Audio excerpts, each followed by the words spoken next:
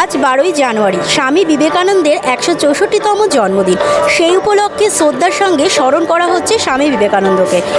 যুগপুরুষের জন্মদিনে উৎসব মুখর কলকাতা। জন্মভিটে কলকাতা সিমলা স্ট্রিটে পালিত হচ্ছে স্বামীজির জন্মোৎসব।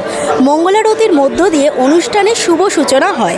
দিনভর চলছে নানান অনুষ্ঠান, রয়েছে ভক্তদের আনাগোনা।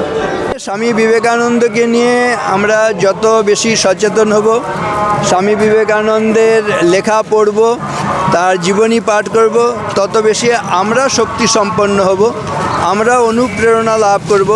আমাদের জীবনের অনেক সময় হতাশা আছে, বাধা বিঘ্ন আসে, সেই হতাশা বাধা বিঘ্নকে আমরা অতিক্রম করে এগিয়ে যেতে পারবো। জীবন যুদ্ধে আমরা নিজেদের শক্তিশালী করে তুলতে পারবো। স্বামী বিবেকানন্দ মানেই শক্তির প্রতীক, সাহসের প্রতীক, শৌর্য বীর্যের প্রতীক। স্বাভাবিকভাবেই তাকে আমরা যত অনুধ্যান করব, তার শক্তি আমাদের মধ্যে সেটি সঞ্চারিত হবে, এবং যত বেশি শক্তি সঞ্চারিত হবে তত আমাদের এগিয়ে যাওয়ার পথ প্রশস্ত হবে। আজকে জাতীয় যুব দিবস। যুব সম্প্রদায়, যেটি বারবারই বলছি, যত বেশি স্বামীজির অনুধ্যান করবে, তিনি যেহেতু শক্তি, সাহস, শৌর্য বীর্যের প্রতীক, স্বামীজিকে অনুধ্যান করা মানেই আমাদের মধ্যে সেই শক্তি, সাহস, শৌর্য বীর্য আসবে, দুর্বলতা, হতাশা এগুলো দূর হবে, আমরা জীবন যুদ্ধে সমর্থ হতে পারব।